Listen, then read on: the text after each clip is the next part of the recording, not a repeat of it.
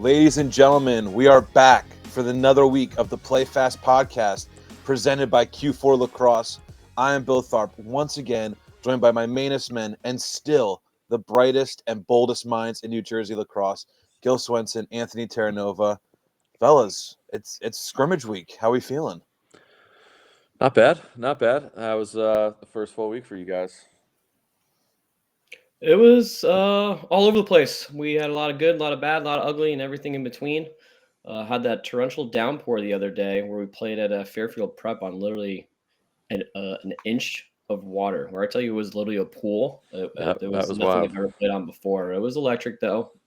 We got tougher for it. Wasn't the best conditions to get a lot out of a scrimmage, but it is what it is, and we'll continue to grind away. But just excited to actually play against another Jersey. Because it's been so long. Yeah, I sure, think we can agree. Rain is the worst weather condition to coach in. So You hate rain. right, this week's going to be a battle. I think Thursday is going to call for rain.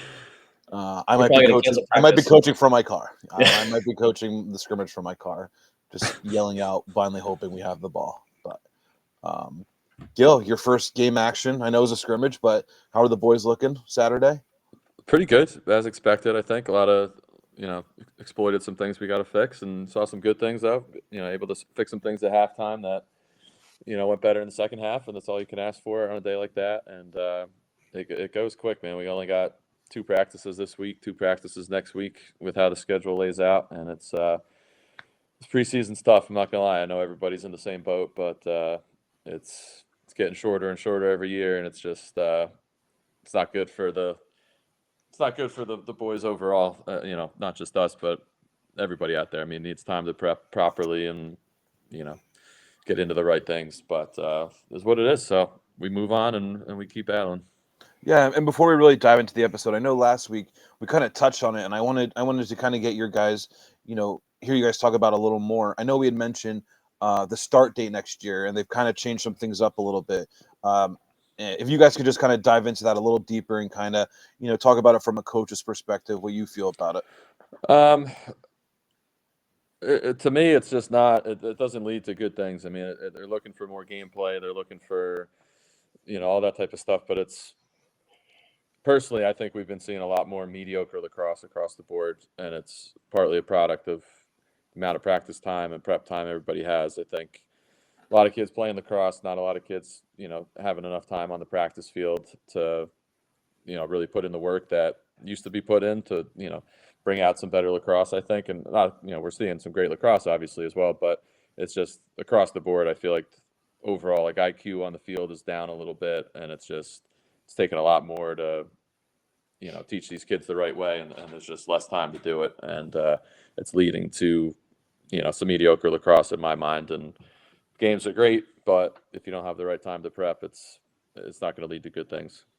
And just to clarify, the rule starting next year is basically after your 6th practice, you could play a game any day, right? Is that essentially what the rule is? So. I'm pretty sure. Yeah, it's once you start games, once you play your first game, you can't scrimmage again. I know that. I think it's going to be league to league, from what I heard.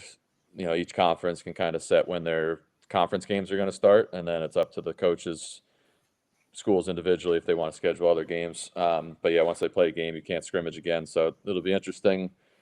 Some teams might start games right out of the gate, and others are going to try to extend preseason again, and it'll be interesting. Yeah. So this year, you cannot play a game before April 1st, but under the guidelines of next year's rules, you could have started playing games as early as March 21. So there's some teams that would have played their regular season game already at this point. Nova, any thoughts on that? To me, it's just the NJSIA trying to trick us. Because as a lacrosse community, we're already complaining that we don't have enough time, that our season is so much shorter than everyone else's season, especially the fall season for sure. So I think they're just trying to trick us, like, oh, you could start games a week early, and so you get a whole another week now, and you get more games off. But like, it's actually just doing the opposite effect. Like, okay, yeah, maybe we get one more game off, but who really is going to want to just go straight into games? And at the same time, like Gil touched on it perfectly, the level of play is just going down because you're not actually able to kind of really develop anything. Like, we're just going out there with, like, we thought in our scrimmage the other day we were going to see a zone. They emailed us like we might run a zone against you guys. So on top of riding clears, man up, man down, 2 minutes, face off things, like, oh, hey, we have a 30-minute slot now to get a zone offense ready to go before we play a prep school that has PGs, like things like that. It's like it's just not enough time to get things down. And again, at the same time, you want to play games. Like, that's obviously what kids love doing. That's why we love coaching it. Like, practices, we need practices, and it's part of what we have to be doing. But obviously, you want to get as many games as you can.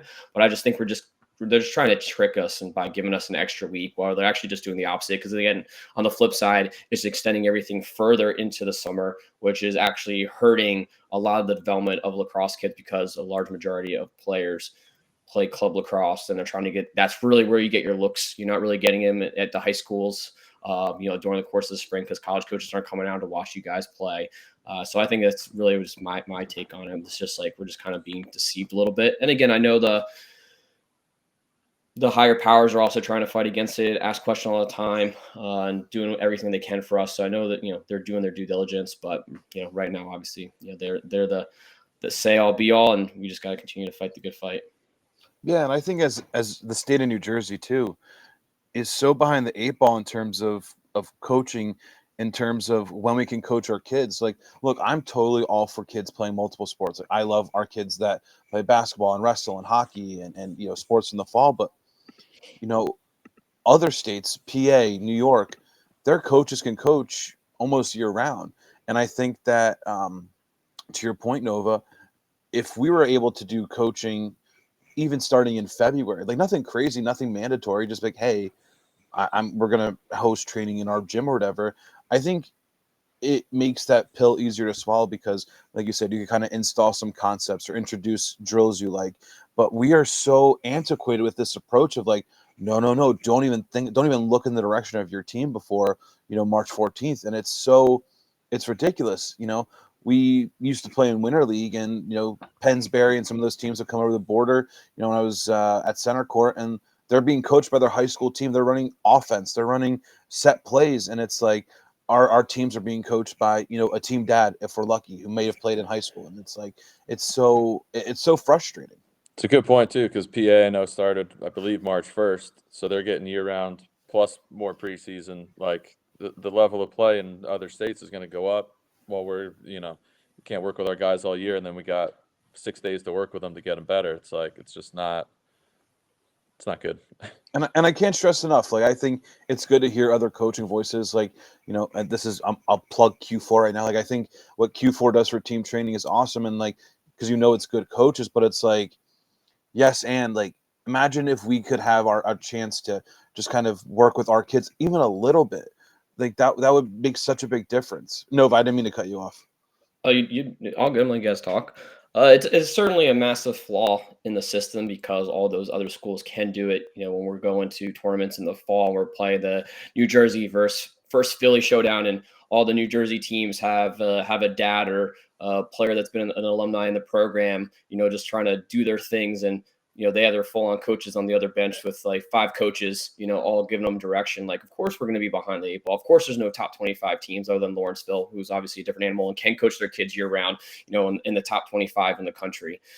Because of all these things that we kind of said. Now, I'm not going to say I don't see the other side of it. And there's going to be schools that obviously aren't afforded with either great coaches or coaches that are fully invested in lacrosse, like the 3 of us and some others at the higher ends. And I understand like the disparity might grow and grow and grow and grow, but at the end of the day, what are we really trying to accomplish as coaches, as a sport, as an NJSAA? It's to get kids playing lacrosse, get them out of trouble, being active, being social, mentally well-being. And we're not doing that by making them go and sit at home when they could be out with their boys practicing, getting better, getting great instruction so that they also thrive at the next level. And there's a lot of success that happens at the next level. So there's definitely a lot of flaws. Like, we're going to IMG in a couple of weeks here in their first game. And again, they practice year round. They have practice throughout the course of the week since they started school. Like, again, it's tough sledding for sure, but you start to see why we're falling behind more and more and more kind of every single year to all these other hotbed places where New Jersey has amazing lacrosse talent. And by not being able to practice, not letting those top kids practice year round with great coaches, with great players, and having to kind of find it bits and pieces with, things here and there, it's not enough great coaches to generate the highest level of lacrosse possible. Yeah, and I think to that point, like, let's call a spade a spade. Like, the caliber of lacrosse players New Jersey is sending into college right now, you can probably count on one or two hands the amount of impact kids from New Jersey playing in college at this moment, right? Like, from the freshman class alone, I thought the 2023 class in New Jersey was pretty strong, but like, it's the guys who we thought it would be. Yeah, but it's the guys who we thought it would be. Yeah, we do really good at the D3 landscape right now, for sure. But at the highest end, mid-end, D1 level, I mean, we're not. There's a couple guys for sure, no question about it, but we're not. It's Light, who is a no-brainer. It's Colin Cardilla, no-brainer. It's Brody Davis, who is arguably the best short stick D-midi in the state. It's John McCurry, who was arguably the best attackman in the state, right? Like, those are off the top of my head, right? I could be missing a guy or two, but we have 4 guys out of the entire state of New Jersey who are really contributing at the D1 level this year. And it's, I agree with you, Nova, as 3 guys who are really passionate about this. Like, we want to be putting our best product out there. We want to be, making our mark on the country. And I agree. I think the NJSIA holds us back a little bit. But on a more positive note, let's turn things around here. Let's get to it. Our top 10. Just a quick reminder of the 20 through 11. At number 20, we had Morristown, 19 Eastern, 18 Montclair, number 17 Wall, number 16 St. Augustine, 15 Gil St. Bernard's, 14 Chatham, 13 Ridge, number 12 Westfield, and 11 Bernards. We're here. We're made it to the top 10. Really, really great group of talent in this top 10. And kicking it off, Christian Brothers Academy, Lincroft, New Jersey, CBA, a team that I think a lot of people might be surprised to see at number 10. Arguably the best defense in the entire state, led by Quinn Kelly, Harvard defenseman. I think he might be the best defenseman in the entire state. One of the best all-around defensemen, can get up and down the field, great in transition. Then you throw in Luke Krebs and Jackson Gervais. Krebs going to Bryant, Gervais going to Air Force. Just, pound for pound, might be the best defense in the state. They do have some question marks offensively for sure, though. Graduated Nick Blaylock, who's doing a post-grad year before heading to Lafayette. Brendan Donnelly, Ian McCray, and Liam Shorts. So they graduated a ton of points. But they do bring back Ryan Martin, who's probably going to be their go-to guy offensively. He's committed to Villanova. A little injured last year, so only finished with 16 goals and 9 assists. But he's a big-time player. And then Hunter Kilpatrick's one of their better players, super well-rounded. Took faceoffs for them last year. Probably going to have a bigger offensive role. But CBA, Coach Dave Santos, Connor Sofield do a really great job for those guys. Last year they were 11-8. Made it to the Shore Conference Tournament semifinals. I think if they could figure out some things offensively, the sky's the limit for this team. They have a solid goalie, Brandon DeCina. He's been a 3-year starter. I believe he's off to Stockton next year. I think one area where they did struggle a little bit last year is the faceoff X. So they can, but they did bring in a really talented freshman. Heard a lot of good things about him. Combined with a really strong defense, I think they're going to win a lot of games in that 6-5, 5-4 type game. But honestly, at the end of the day, it doesn't matter what the score is if you're winning the games. Yeah, I heard great things about their Fogo as well, and going to get them a lot of possessions, so they can figure a lot of things out offensively that they need to figure out, because they're going to see the ball a good amount, especially against a majority of those short conference teams. I don't know if you mentioned Davis Campbell. He's a Holy Cross commit in the 25 class at the midfield. So they definitely have pieces. That's why they're kind of at our 10 spot right now. And like I said, they got great coaches. They're going to be right up there. But the short conference with those top 3-4 schools is definitely going to be not easy to compete. And they're going to be some great games. For sure. All right. Sticking with the short conference. Number 9, the defending Group 1 state champions, Rumson Fairhaven. Rumson, led by Coach Moreau, finished 21-4 last season. Group 1 champs, as you already mentioned, beating Mountain Lakes. can't start talking about Rumson any other way without talking about some of those guys that they lost. Their top guy, Cole Cashin, kid was absolutely electric, but certainly they're going to have some other guys step into the roles, although there's absolutely no one that's going to be able to step into his shoes like that. They had the same thing also on the defensive side with Bo Kemmler and Bachman. Bachman, who missed the season anyway with an ACL. But that was such an electric group. That group playing against them as well as a coach, like you're scouting their defense and what they were able to do in transition more so than you're actually scouting some of their offensive guys. But it was an electric group. I think replacing Kemmler will be harder for them than kind of any position out there. I think they do have some talented guys that can get together to help with that point total that Cole is going to leave behind. But Kemmler was such an electric player. Facing off, doing whatever they had to do to get possessions, pushing in transition, absolute takeaway guy. That's going to be hard to replace. But Rumson still has some super young talent next year, this upcoming year. And they're likely going to have to shine even more. Their top point scorer that is returning, Luke Lydon, a lefty sophomore stud who can absolutely let it fly. They have Grayson Golden, Andy Croddick, Leo Pasalacqua defensively, and goal. They definitely have some questions there. We know Bucknell commit Troy Monte will have to take on some number one duties. Chase Devlin will be in the mix. Their top LSM and probably one of the better LSMs in the state in Brody Page is definitely going to have to put in some work, picking up some tough ground balls and pushing transition. They do return their Fogo as well and Luke Marasio. So they have a lot of pieces to really kind of be successful as they always are. They're still going to be one of the top three teams, in the shore and actually be able to compete for a Group 1 championship. So it's kind of excited to see how they come together and see how they replace some of those big key pieces. Yeah, I know, Gil, you had Rumson St. Augie's for the game of the week, and Bo Kemmler absolutely took that game over. I think he's one of the best players to be. Luke Jamin, who's doing a PGR, I believe, at Taft now. He'll be going to UVA, another pole they have to replace from that group. We actually scrimmaged Rumson this week, so really excited to see them in person. Gil, like I said, I know you had Rumson for Game of the Week last year. Any thoughts on them? Yeah, I mean, I'm very impressed with what Coach Moreau's built up down there. They've turned into, kind of from a year to year, like, every few years they might have the team to every year now they're in it. They're that one of those top teams in the shore, and then, Group 1, they've kind of bounced around Group 1 and 2, but always a contender the last handful of years. So they were fun to watch. It was a fun game to watch in person. Over, you were there with me. That was back and forth battle. Very strategic between those two teams, both very well coached and some high level play. So expect the same this year from them, and I expect them to answer all those questions you mentioned, Nova. I think they got guys coming up, some young guys showed some flashes last year. I think they'll be ready to take on some bigger roles. All right, continuing our run on shore conference teams. Number 8, Manasquan. Manasquan, led by new head coach John Naglonsky. They finished 17-6 last season, losing to Wall in the Group 2 South final in a one-goal game, I believe. Manasquan is absolutely littered with D1 talent in almost all spots on the field. High point commit Nick Munasi, who, if he gets hot in the cage, good luck scoring on him. Brody Mole, Lehigh commit, 7-point plus returner and junior. Also, you got Lehigh commit Brandon Coons.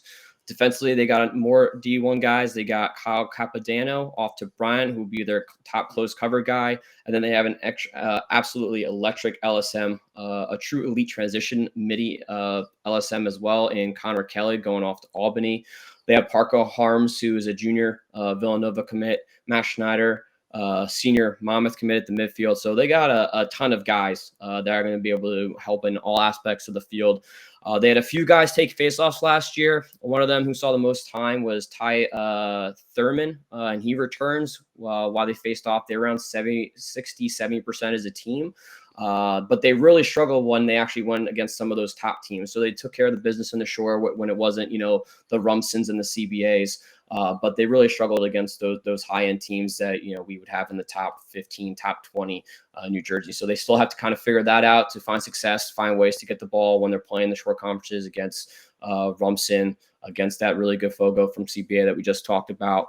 And why they lose a stud and James Farinacci, this team absolutely has enough pieces to win a state championship and beat anyone in the state, in my opinion.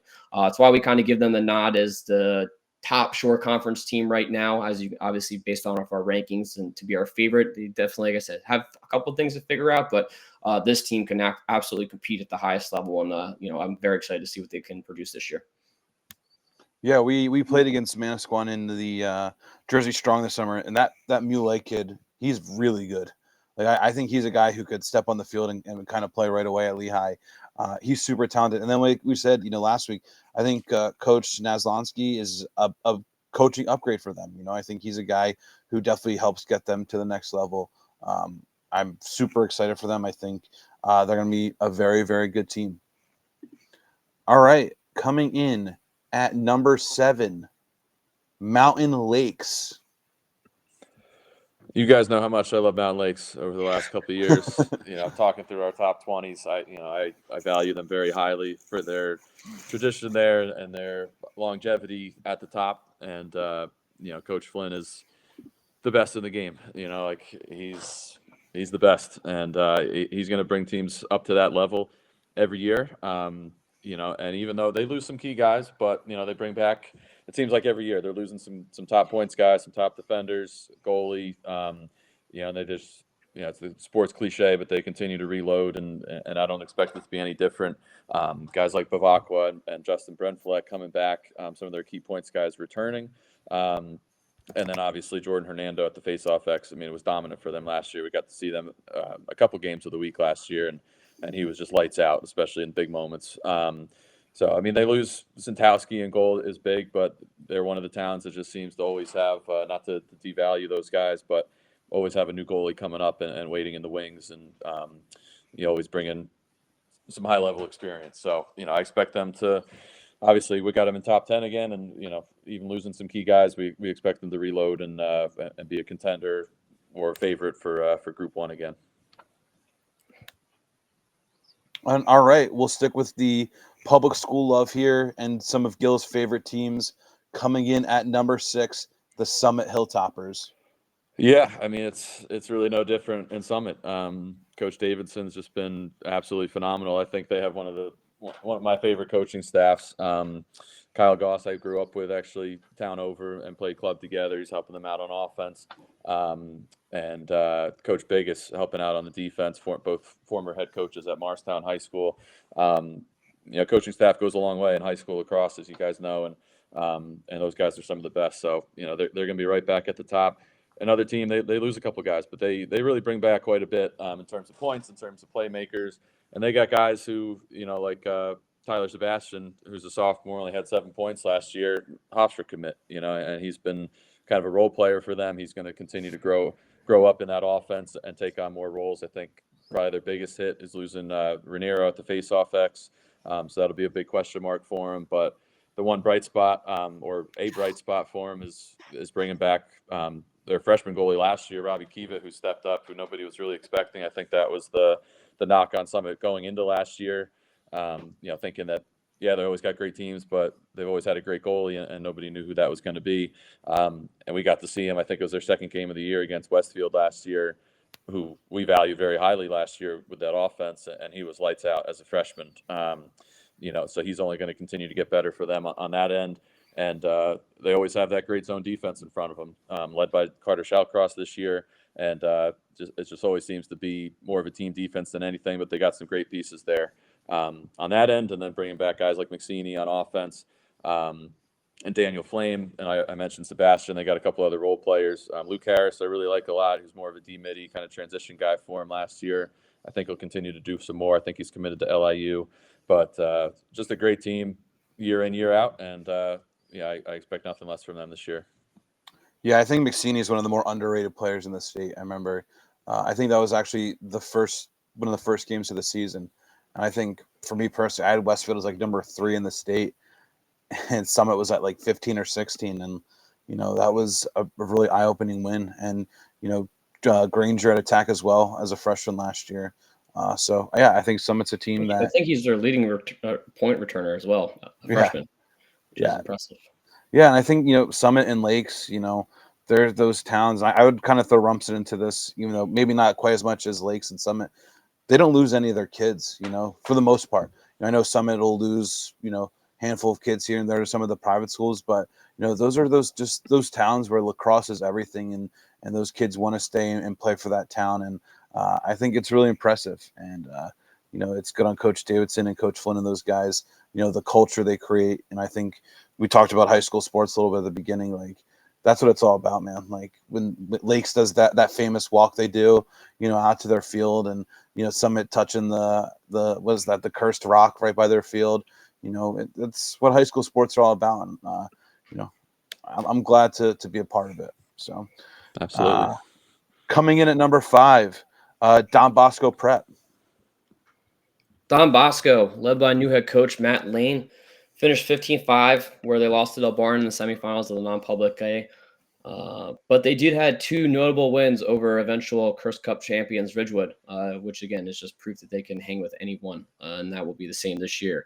Their big notable loss was Mark Marino, but they've returned plenty of young stars. Many still consider their top playmaker to be back. Only a junior and Duke commit lefty sniper Brady Scaletti. All eyes will be on him to kind of jumpstart this offense and kind of get this thing moving in the right direction for them.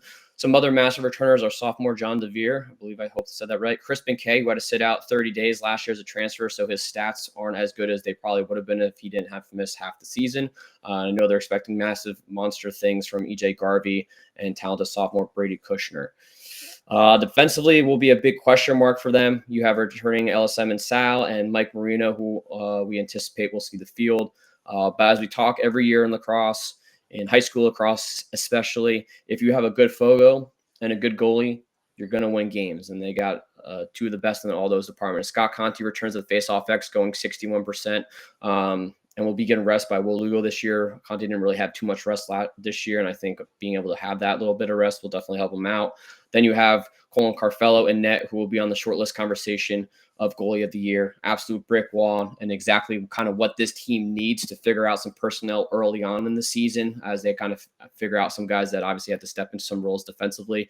And again, when you have an anchor as talented as Colton in the pipes, he's going to erase a lot of those mistakes. And again, I'll talk about, another goalie that's going to erase mistakes later on in this conversation. But, he's absolutely a locked in stud and, one of the best players in the state. Yeah, I think DeVere is one of the better players in the 26 class in the country. He got major minutes for them as a freshman, which is super impressive. And then, like you said, between, Carfello and Rough Garden, who I know we're going to get to a little later, Yep. Bergen County has some of the top goalie talent in the state. Really, really impressed with Don Bosco.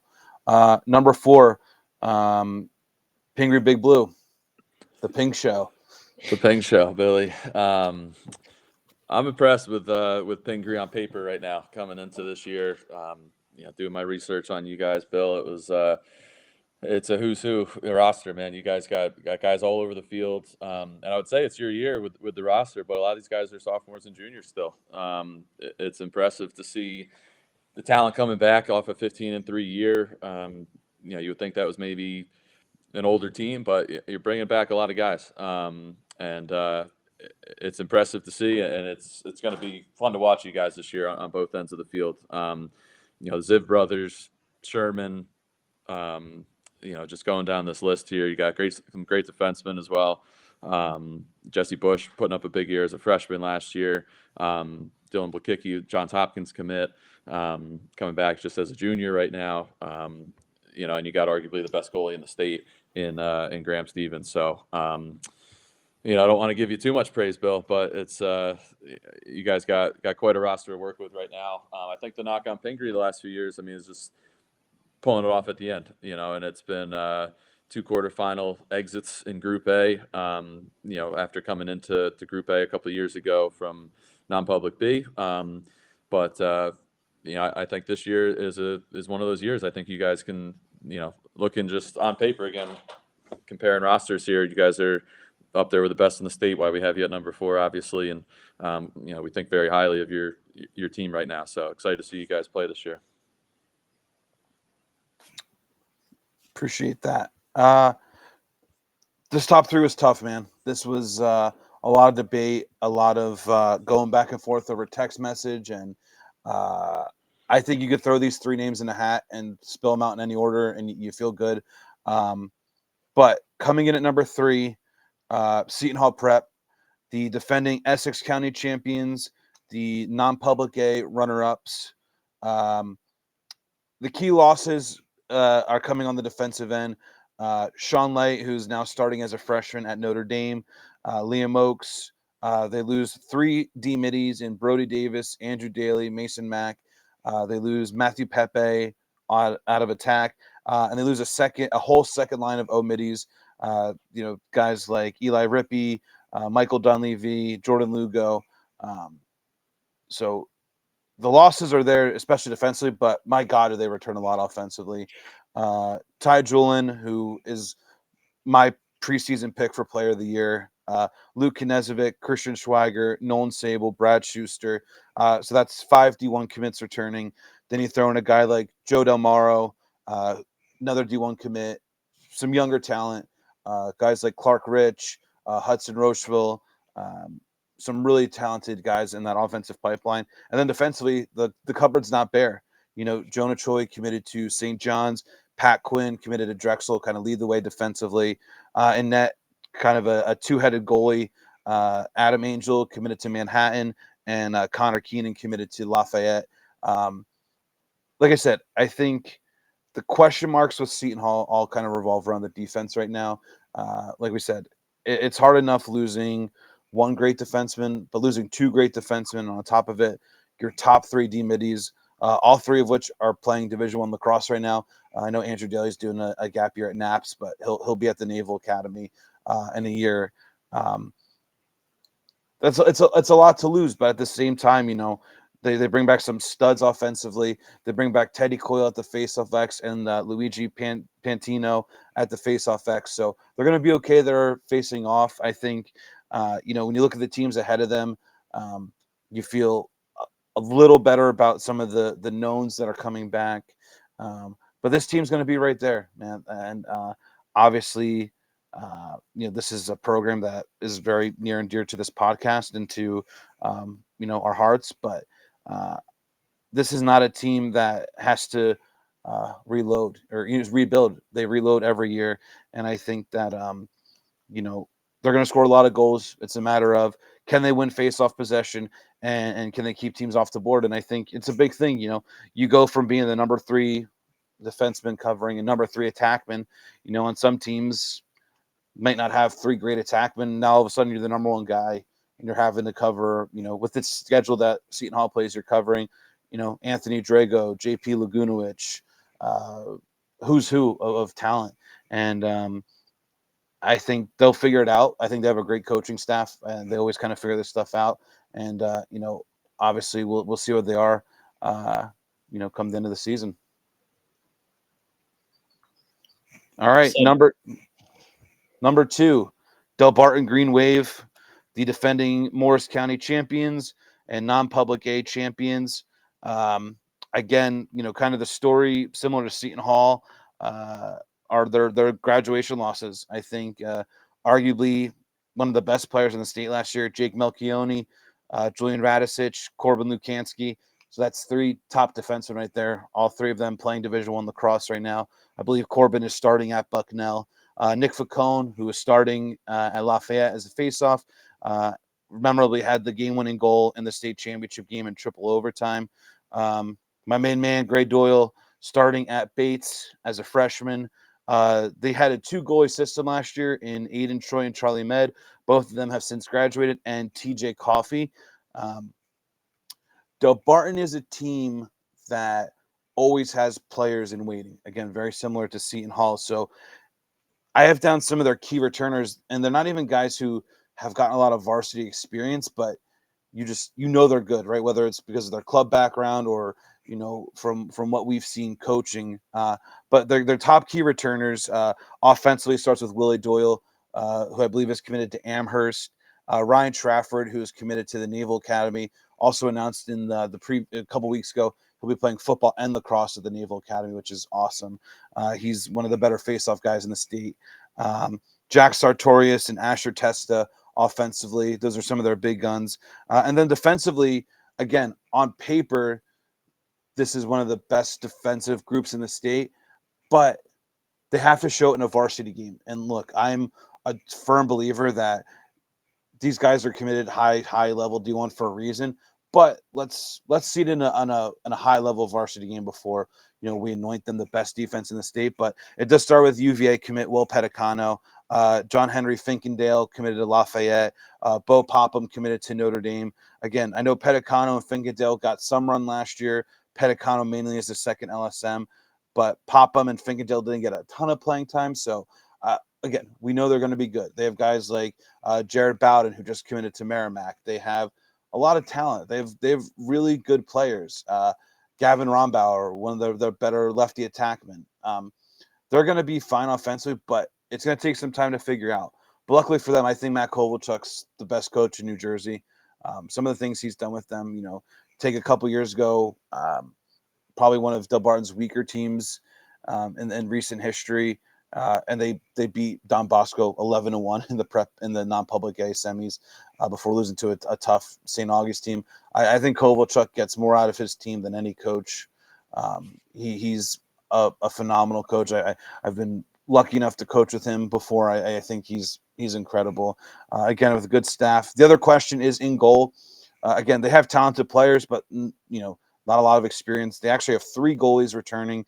2 of them are Division I commits. The third is committed to Division III school, and that's Pat Rolke, who's committed to Lafayette, Tanner Shimko, who's committed to Johns Hopkins, and Alec Delgado, who's committed to Bowdoin. All 3 of them got some playing time last year.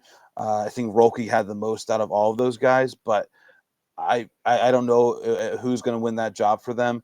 I would guess maybe Rolke, just being the senior, gets the first crack at it. But again, Del Barton has shown in the past they're not afraid to play a multiple goalie system. But again, you can't go wrong with any of these goalies. And then throw in Trafford. He's a 60-70% plus faceoff guy. You put him against Sardis or Hernando or Herali from Waz, the best Fogo in the state. But yeah, I think they have some questions offensively.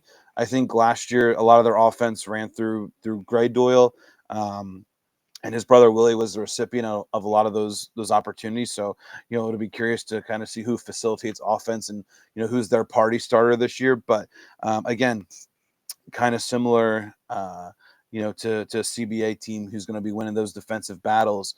At the end of the day, Del Barton's going to be there at the end of the year. And again, between Seton Hall and Del Barton and throwing Pingree and Don Bosco, non-public A is going to be a battle this year. I don't think it's as clear cut as it's been in years past. And I think it's shaping up to be a great battle. But that leads us to number 1, the defending Curse Cup champions, the Ridgewood Maroons. Ridgewood, led by Mike Pounds, finished 19-3 last season. 2 of those losses coming from Don Bosco, like we already said. They're Group 4 champs and the first ever Curse Cup champions. They're a very polished team right now. When you have key guys coming back from a TOC title, you're going to be more prepared at the earlier stage of the season than almost any single team out there. Led by attackman Jack Schultz, a Maryland commit, who will be in the conversation for Player of the Year without question.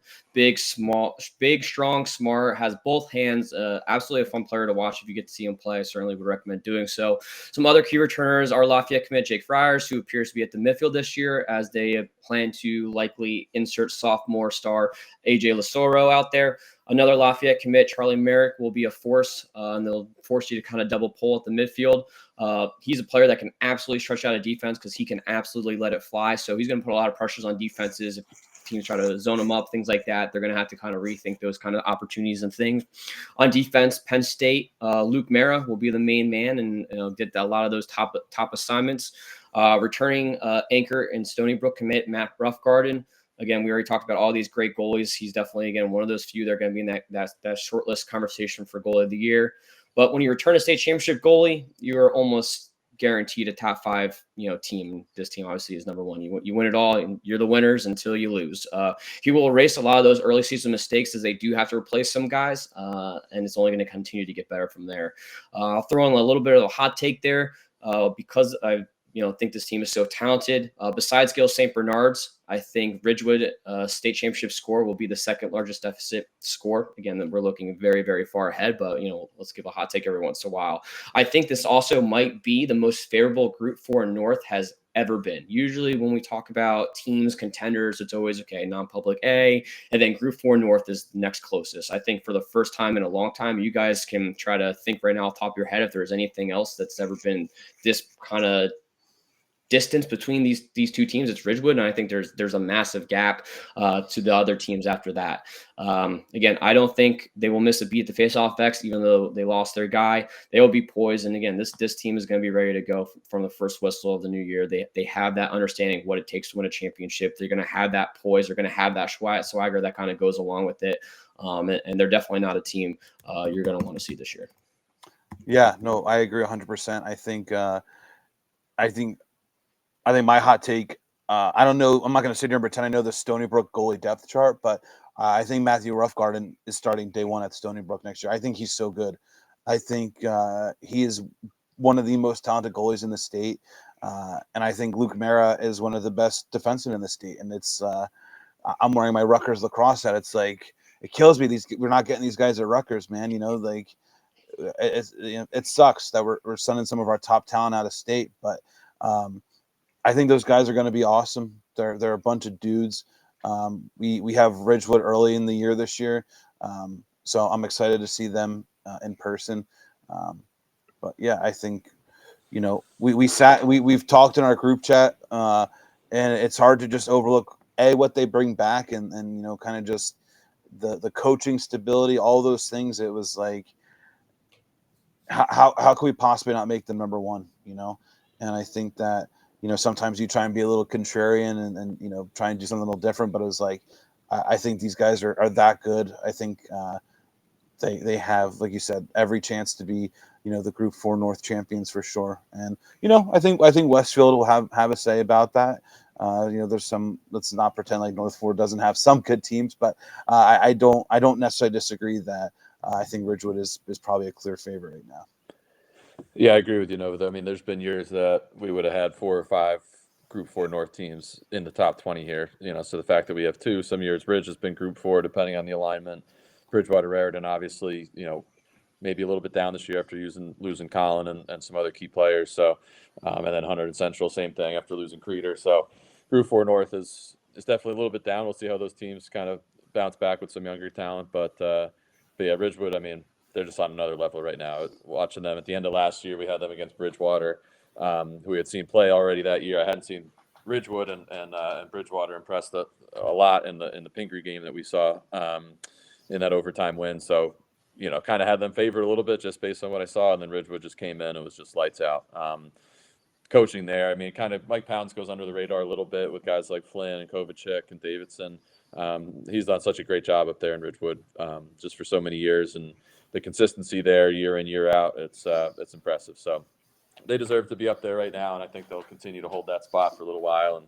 And that Ridgewood Pingree game early in the year is going to be a great one. So it's going to be a heavyweight battle right out of the gate. So a lot of great games coming up. We're going to get to our game of the week preview next week. Still kind of finalizing some details there, but expecting to have a top 10 matchup week 1. So should be a lot of fun, but solid list.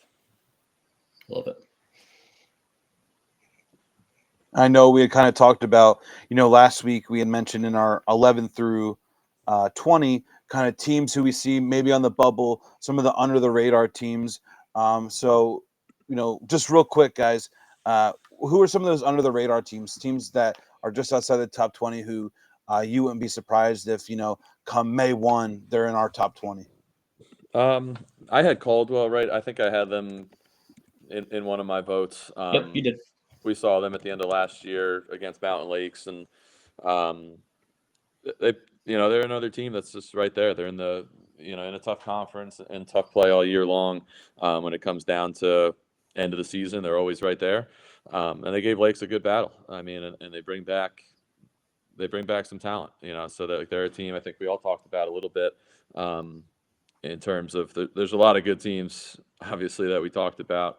I think they're definitely a team I can see moving up. They're bringing the goalie back. He was phenomenal, Landon Peeney, against Mountain Lakes last year.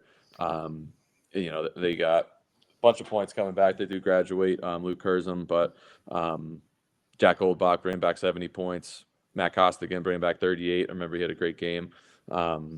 losing Harry Boland, but overall, they're a team that battles. They're well coached as well, and John Timmon, and just expect them to make their way into the top 20 at least some point this year. So they're definitely up there for me. Gave Seton Hall a 1-goal game in the Essex County Final. Definitely a strong team. I think for me, there's 2 teams I identified. First team is West Essex. Coach Swindell, I know, really good coach. I think the 2-time defending Group 2 Coach of the Year. Obviously, anytime you mention West Essex, the first thing that comes to mind, Anthony Drago, Duke commit, almost 200 career points already, just two years into his career. One of the best players in New Jersey, one of the best players in the country. 5-star recruit, top 10, all those accolades. But it's more than just him. They bring back, especially defensively, Zach Chalia, Riley Rain, Matthew Capra, three really strong defensemen. Bring back their goalie, Teddy Skopak, who started last year as a freshman. Didn't have the greatest numbers, but you have to figure, year 2 starter, things look a lot less scary to you. Playing behind a good defense. Tyler Gann, their other top returner offensively. They do graduate Jack Masato, who's at Lafayette now, one of the best players in the state last year. He was one of my favorite players to watch. But I think West Essex is going to be, right there. They have anytime you have 99% of the time, they're going to have the best player on the field in Drago, and he's going to give you a chance to win. And then another one of my under the radar teams, Glen Ridge. Coach Carl Hauser does a great job. Friend of the program. They had a down year 2 years ago. Last year, finished 10-9, graduating a strong senior class, headlined by Ethan Lyons. But they bring back a lot of talent. Bring back Jimmy Benson, who had 17 goals and 2 assists. Carson Ross, who had 30 goals and 7 assists. Connor Sutton with 25 goals and 17 assists. Brad Foster with 13 goals and 23 assists. And then in goal, Ethan's younger brother, Brennan Lyons, one of the better goalies in that 2026 class, who I think we've all seen play before and know he's a very talented player. But yeah, I think Glen Ridge going to be a strong team this year. I think they could, maybe make it super competitive in their state tournament bracket for sure. I have to say, sorry, Nova. I have to say it's weird to be talking top 20 without Bridgewater Raritan. That's what I was going to say. Okay, go ahead. No, I wasn't going to say too much. I was going to say I got 2 teams as well, and obviously Bridgewater has to be one of those teams that you mentioned, the perennial top 20 for who knows how long. Not having them outside the top 20 definitely feels weird and not right in a lot of ways. Credit to teams doing a really good job of growing and developing from all over. Again, we got Morristown in our 20 spot from South Jersey.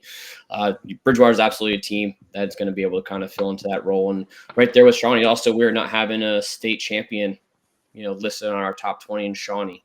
They are going to be right there with Morristown. They very well could beat Morristown, and that's an easy flip-flop, if not even higher on our ranking right there. And I think those 2 teams who have historically been always on top 20 lists, state champions, Shawnee last year, Bridgewater a couple times over the last decade. I think that's essentially, the 2 teams that I would say are going to absolutely be able to crawl up this board. Yeah, and I mean, Bridgewater's been our arch nemesis in the regular season, and we've been fortunate enough to get him back in counties the past couple of years. But I'm certainly not looking forward to opening our season with them. I think obviously they graduated Colin and Luke Cifuentes and some other studs offensively, but they have a big junior class. Dane Costas is again in the mix for one of the best faceoff guys in the state.